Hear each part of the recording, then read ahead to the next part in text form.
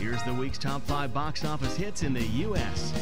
And at number 5 this week, Jack Ryan's Shadow Recruit, a Paramount picture starring Chris Pine.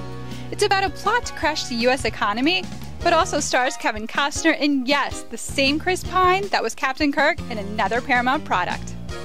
Number 4, the Disney animated feature Frozen. Not much unlike our weather lately.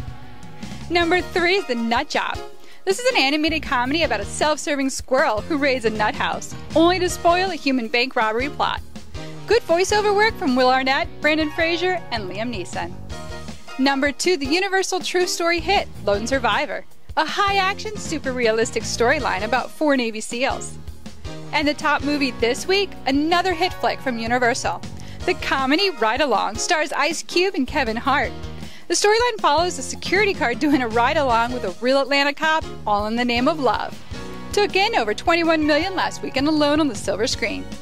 And that's this week's top 5 movies. I'm Tracy Hart on KHZTV.com.